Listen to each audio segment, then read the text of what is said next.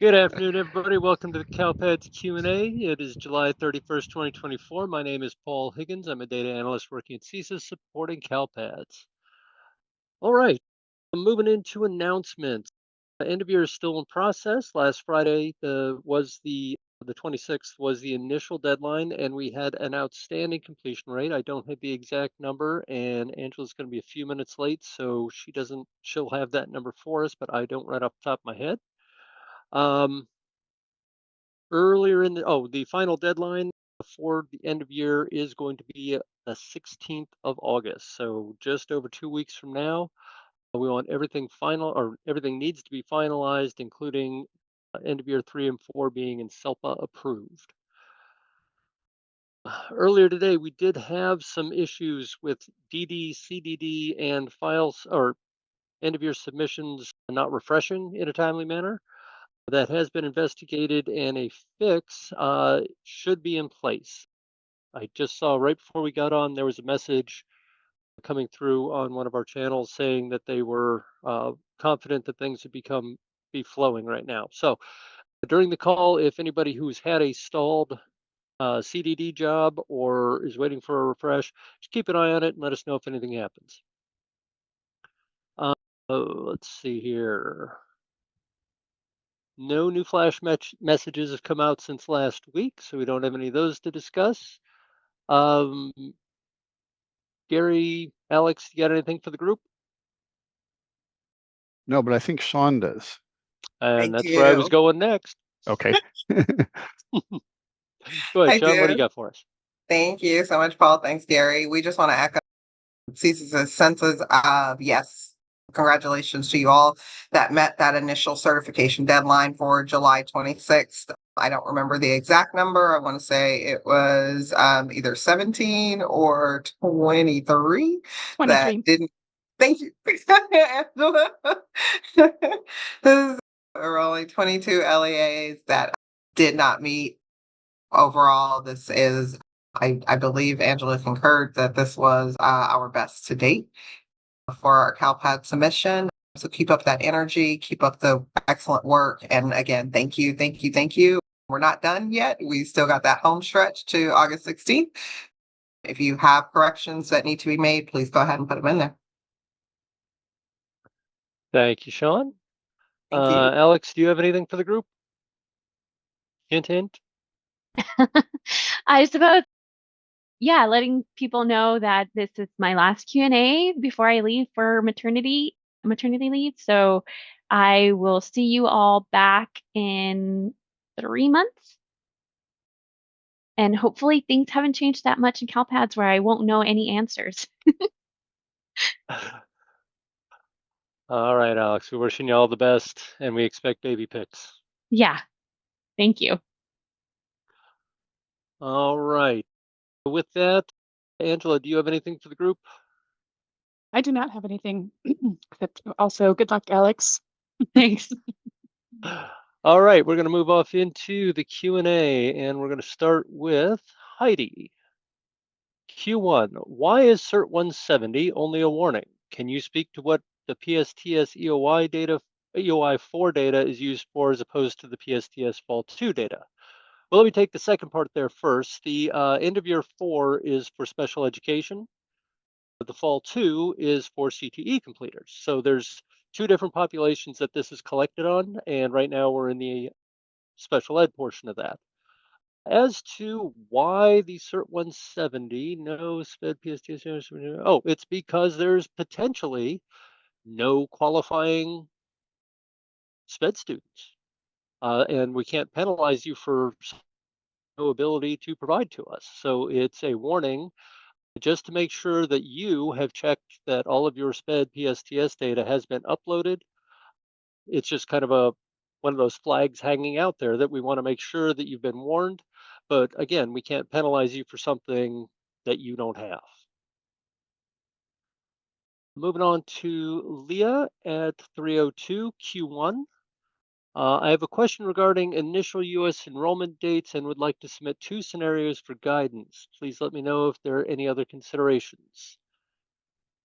All right. Scenario 1. If a student is homeschooled from kindergarten for the 17-18 school year in California, no CALPADS record, enrolled in a public school in first grade on 8/15/18, what date do I use? And does it matter whether they have verifiable information from the homeschool? And scenario 2, student was homeschooled outside of California by parents, no records, and is starting public school in California in the third grade. Do I estimate the kindergarten timing or should it be a verifiable date? What date would I use? If I recall correctly, the definition for the field is the date that a student was enrolled in kindergarten or above in the United States. Am I And it correct in includes that? homeschool. Oh, and it does include homeschool. Thank you. So you would, well, if they has to be enrolled in a school, so those homeschools, you would use their dates. If they say the kindergarten was undertaken in 17/18 and they were the ones doing it, then you would apply the date that that's school started for them. I would assume that the parents or the homeschool administrator, whoever was doing that, I'm assuming mom and dad, would be able to provide a date that they began the kindergarten instruction there. And All so right.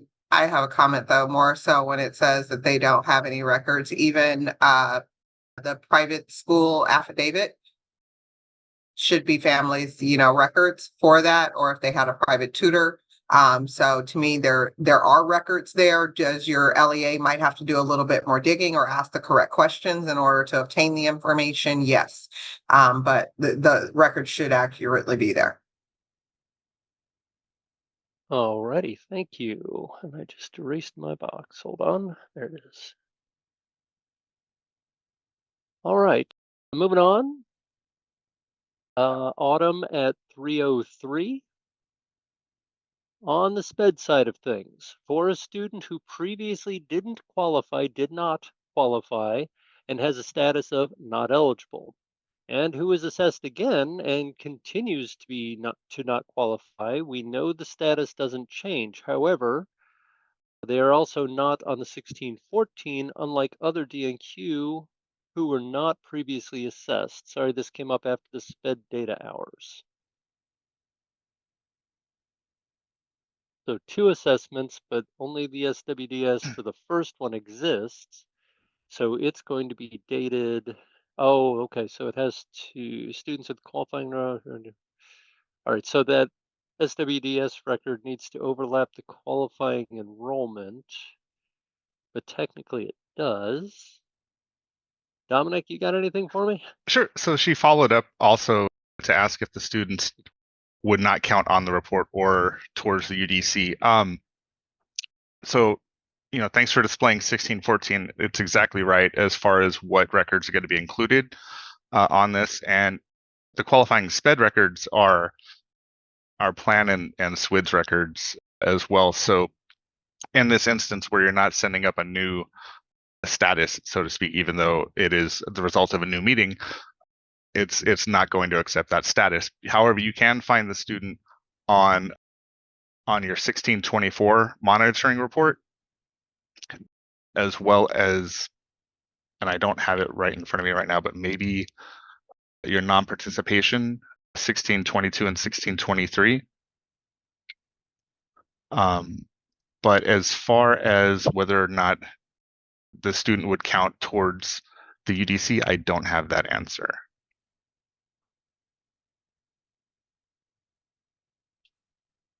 All righty. I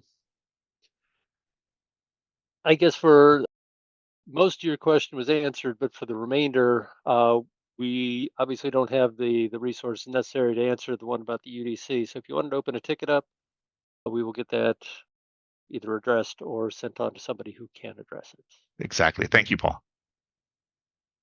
All right, moving on. Natasha, 303Q1. How will we be able to distinguish the 181 and 182 programs for students who qualify for the SEBT but do not qualify for our unduplicated count due to the SEPACER rules?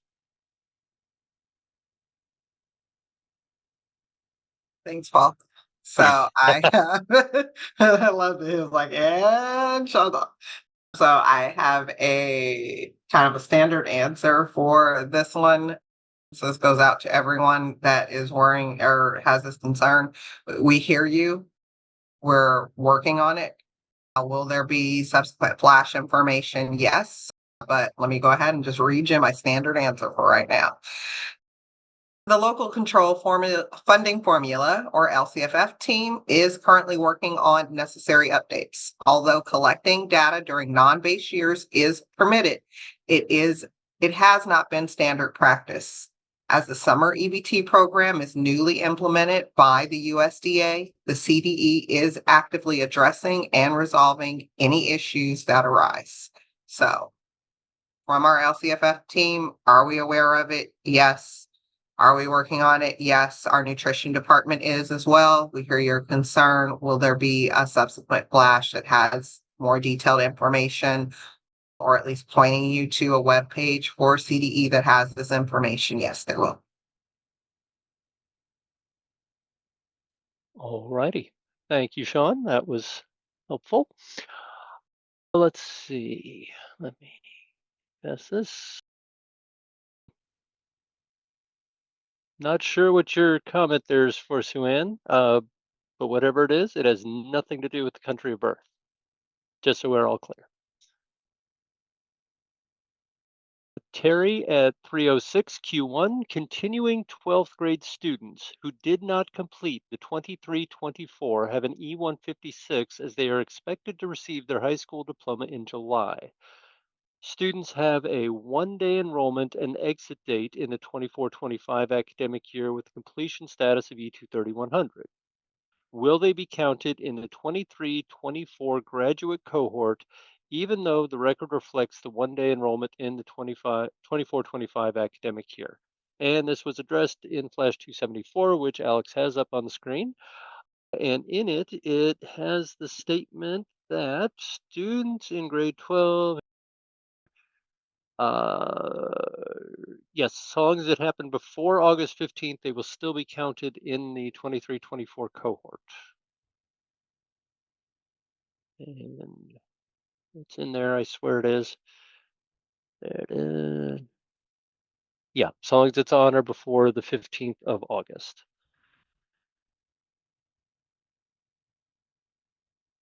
All right. Eva 310 Q1, our district uses SEP surveys, but typically we sort out the students who are directly certified, and only a few students fill out the survey. We are starting school on 8/7, but some parents asked for surveys and filled them out.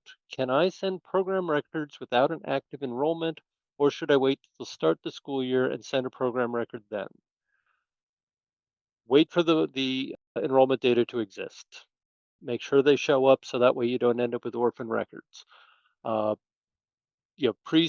Submitting program data early, it can be done in some cases on eligibility especially, but you just create imbalances. Wait for the data to exist, then send up the program record. All right, moving on. Charlene Q1 at 315. I had a ticket regarding a SED student, but I haven't heard back. What qualifies a SED student? Is a null blank education level the same as declined to state? For example, if one parent is not a high school graduate and the other has a blank education level, is the student considered SED? Okay, so in that scenario, if the parents are listed, one is a high school graduate and the other has declined to state, that pretty much eliminates them from being said on that one criteria. And Alex is pulling up the criteria and all the combinations right there. So you can see that the first one, not a high school grad, not a high school grad, they are. Not a high school grad, null blank. Nope, that's what we're looking at. Yeah, so go here and go ahead and look at that matrix and it'll open up all of your possibilities there.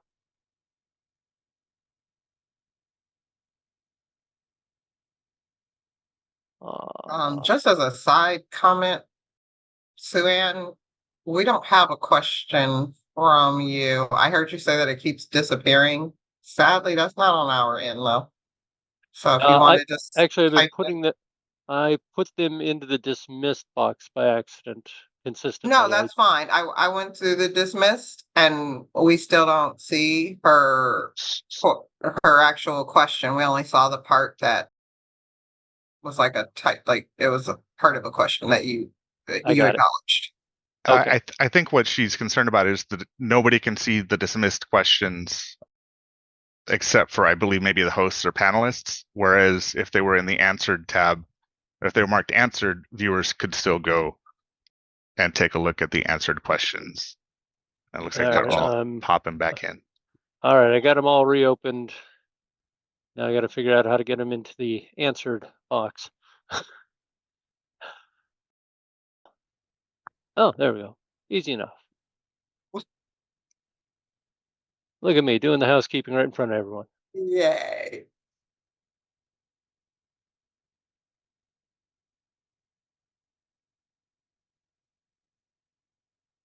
All right, there we go. All right, Fabiola 318. Good afternoon. When a student who was a 504 eligible in a previous LEA transfers to our LEA, should we add the program when they enroll or wait until there's a meeting and the student starts receiving the accommodations in our LEA? The 504 accommodation program is school-based, so even if they went from one school in the LEA to a different school in the LEA, you would want a new program record. But you wouldn't want to just assume it's the same record, so you would probably want to have a meeting. But if it's within the LEA, you could probably just talk across campuses, figure it out, get it done. If you're going across LEAs, you are going to need a new program record there. But what your practice is locally, I don't know. But knowing that they have a 504 accommodation plan should probably open up a conversation sooner rather than later. So if they do need the accommodations, you can get them in there quickly.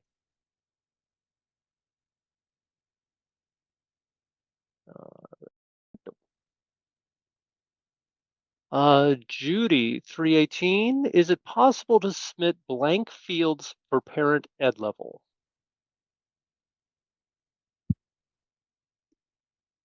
I thought that it was required if the parents. If there's a name, parent.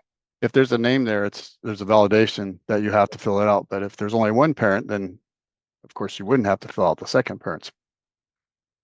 Yes, and there's a flash on it, and Alex has the matrix up as well too, because it lets you know those the impact of submitting it blank. I think there was confusion on the matrix that's in the user manual. That part where it says decline to state not eligible. Did we change that part already? Because I need to correct that if. Oh. The decline to state isn't eligible. So that's correct, Kai. Is that what you're asking? Yeah, 14? I think that's the question they had to. Yeah, they decline to state, then yes, they're not eligible because the parent actually put decline to state as an option.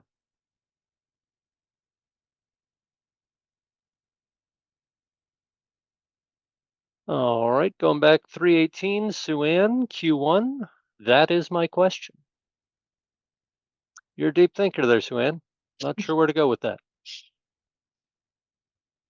Matter of fact, I'm just going to leave that open. Dominic said was her question. Sorry, I had to catch up. Charlene, 319, more regarding my Q1. Can we look at the said matrix again? Blank ed level is allowed. There you go. So it is allowed. But I think that's if you have a parent's name in there, I think you have to put you have to put decline to state or something. It's only a blank, I think, is only allowed if you don't have a second parent name in there. I think maybe this part is what trips people up. No selection versus no parent information reported. Do we have the flash? Because I think the flash is a little bit easier to digest for them. That states this one. 360, is that what it is? Possibly. Thanks, Gary. Yeah, wow. Can't take credit for that. One of the users typed it in. Thank you. So this one has it more to where it lists you for the parent, like the guardians, the 1 and the 2, where that one is if it's the parent name was blank, then the education level is then null blank. And so, but if the first parent put that they weren't a high school graduate and there was no second parent listed, then that's why it was eligible, Charlene.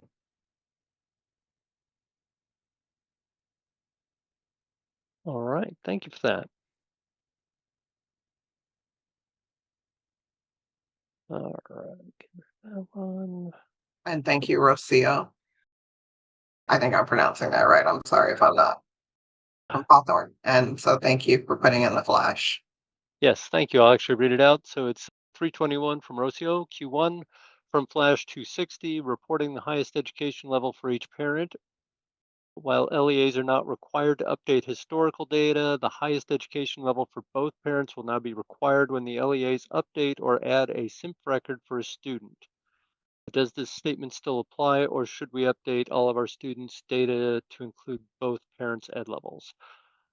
No, again, the historic data, just like it said, can remain as is, but the minute that you go into either edit that record or add a new one, you will be required to include that field if the second or for either parent when it's populated. All right, Julie, 322 Q1. Is there a known issue with pulling post-secondary 17.3 and 17.4 reports for end of year 4? It was reported yesterday. So they did something happen yesterday and they were just timing out. Right before this meeting started, the developer contacted me and he said it was working again, but not the SELPA version. So they were coming up blank. So try pulling them now. They should be working again. But there wasn't a PM written. It was just something that was mentioned in the back end. So there's no known issue for it, unfortunately. All right, thank you, Gary. Appreciate that. Rebecca, 324 Q1. Wondering for the future, will Fall 1 Report 8.1 be updated to show the highest ed level for parent/guardian 1 and 2 in the same way end of year 3 and 8.1 does?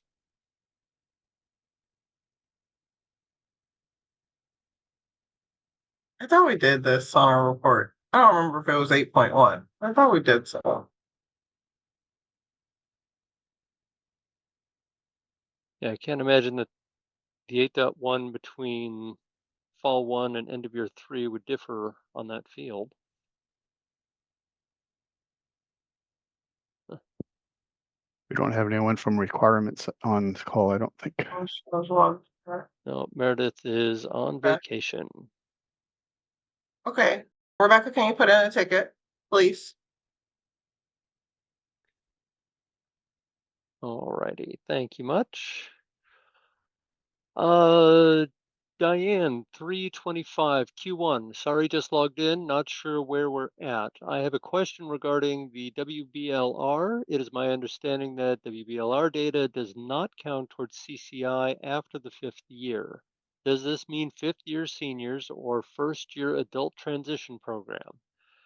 The indicators for SPED are specifically labeled transition work-based experience and transition classroom-based work experience. Whether or not they count on the CCI, do I enter the data for adult transition students?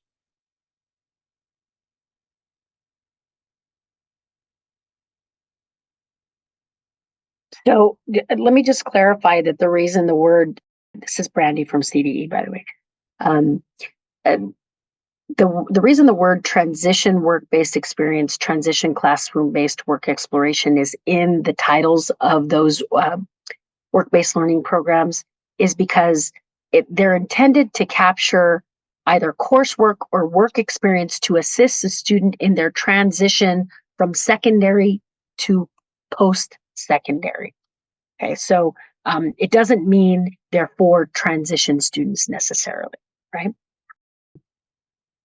So the other question is, are they going to use the work-based learning components for students with disabilities if they've been enrolled in 12th grade more than 5 years? And the answer is no, they will not, right? They're only calculating, they're using data as of for the 4-year cohort, adjusted cohort graduation rate, and they're also calculating it for 5th-year graduates as a combined rate on the dashboard. But beyond that, they're not pulling that information. So if the student is a 6th-year 12th grader, 7th-year 12th grader, and the student by that date has met those criteria, it's at that point, it's kind of irrelevant for purposes of the dashboard. All right. Thank you, Brandy. Appreciate that. All right. Sue Ann, Q2, what is the status of the user manual update? Hey, Dominic, where are we at on that? Is that the user manual or the SPED data guide? Oh. I am still working on the SPED data guide along with help from, Alex and Brandy and Martha and Paula as well. I think we're just about ready to wrap up the first 4 sections. There is a 5th section. So I see in the chat that I don't think Sue-Ann was asking about the SPED data guide, that I'm pouring salt in the wound, and that was not intentional. I'm sorry. It is coming. The section 5 that was already developed looks a lot like and shares a lot of information with the data guide that I was developing. So I'm going to put those 2 items together and make one giant uncontrollable data guide. The user Ambitious, guide, I don't Dominic. know. Yes, very ambitious. All right. You're gonna have to add the last part. The user guide, where are we with the CALPADS user guide? It is a massive document. It is in the works. We're not promising this guide. I don't think any time or I'd like to be optimistic for December of 2024, but I don't realistically have a timeline for you all. There has been so much that has changed. It does have to go through several reviews. And again, we're also trying to get it to where it is web-based versus just a Word document as it currently stands. Sue-Ann, would I take a bribe for Starbucks? Typically, I would say yes. For this one, I cannot say it at all. Are we working on it? Yes, we actively are. My goal is to get out the SSID guide first. Oh, Sue-Ann wasn't even bribing me. I'm so sorry. My goal is to get out the SSID guide first, though, before the user manual. So that way they're succinct and in alignment, and you have a beginning foundation before you just start taking off. We're gonna crawl before we walk, and then walk before we run. All right. Thank you. Appreciate that. Rocio at 326 was providing clarity that she was asking only about the historical data. So good, we got that.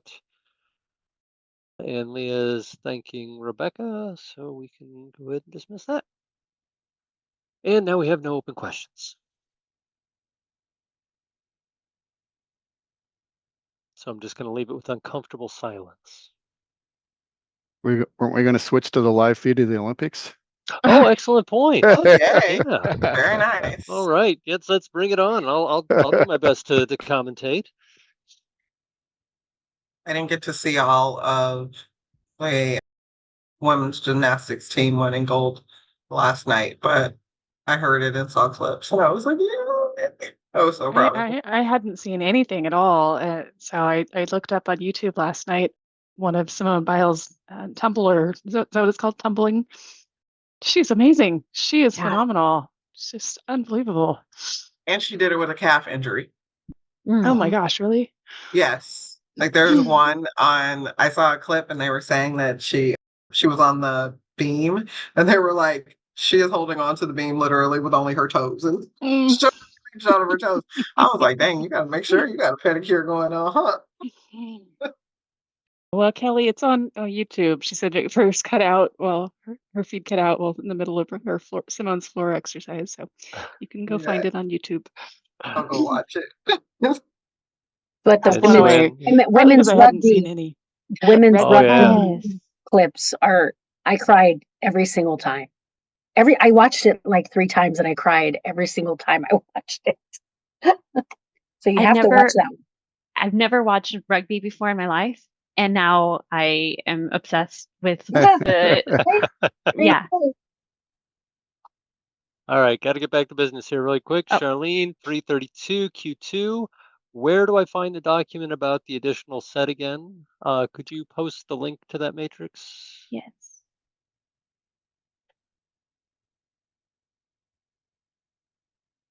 Anonymous is telling us to stop spoiling. I'm guessing that they have DVR'd quite a bit of this and have not watched any of it yet. Well, I teared up at Simone. She's something else. She is. Suan, still no triathlon because of the stuff in the Seine. Yeah. Leah, 333 Q2. Will the guides all include TK rather than starting with kinder as a grade level? I would assume so, since it's now an active grade level instead of a program. So where it's relevant to use TK rather than the kindergarten, we will begin with TK, so it's all consistent across all the docs.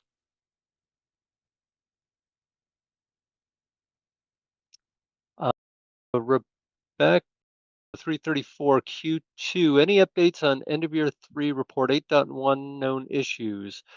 There were a few that were holding us up from requesting SELPA approval. Checking. Yeah, I think I put those in for you, Rebecca. I'm not sure what the holdup is on them. So the one about parent ed level is resolved. So that means it's in testing. So should be good to go on Tuesday. County special education. That's probably Rebecca too, right? Showing N for students with disabilities. That is also in testing. So on track for Tuesday. And 1.22 is finally working. I was even able to get it to render for Los Angeles Unified. I'm sorry, you said you were able to? I was able, yeah, I did like Wow, that never happens. all the big ones. I did Fresno, I did San Diego Unified, I did LA Unified, did Desert Sands, and everybody came up within, I don't know, less than a minute. That's a good sign. Yeah, I think they finally got that one figured out. Rebecca also made a comment of the 8.1 that's the students with disabilities showing as N. And I think we just talked about that at a previous meeting. And I think we're going to bring that back for discussion at a meeting next Friday. Because it's something to do with having a plan record for short-term enrollments. Yeah, I was in a conflicting meeting, so I missed that second discussion. I did tell her we were going to meet about it, and we did meet about it last week, Rebecca. We didn't reach a consensus, so Gary and Paul and Alex were there today. Okay, so this data scenario for the other folks on the line is Rebecca's at a county office of education, and they are not required to put a plan record in for short-term enrollments. And so in cases where Rebecca did not put those plans in and the kid then subsequently left, on 8.1, the disability status doesn't get picked up. And technically that is right. That's, if you read the specs carefully, because there is no Fresno plan record, there isn't a disability to pick up. So I think that's Brandy, is that your assessment too, that there's an ongoing discussion still to be it's an had about ongoing that? discussion. I don't know at this point that we want to go and change the guidance as to whether or not county offices should submit, because there are implications for that. But one of the other options is to examine the report logic to see if primary and secondary disability could be pulled in from the plan that's effective during that report period. Because there is a plan effective. It just isn't a plan effective at Fresno County. But in that case, Rebecca, the kid was only there for 2 days. So the IEP from the primary enrollment was in effect still. So we've just got to talk about it with Meredith when she comes back from vacation. Suan's giving us a sidebar that the saying is still being protested. Claudia at 336 Q1. What is the report deal for the match tool? I got really bad results. By searching Bowen by one, I was able to find and match 9 out of 84 students that showed no matches. Suan is having the same issue. Yeah, I recommend that everybody use what the name on the birth certificate. That's really your best way to get good matches. If people are combining names or putting like part of the last name in the middle name field, you are not going to have a good time with that SSID match tool. On that note, please submit up your program records for students. Remember, homeless unhoused is an eligible program. Excellent point. Thank you for that.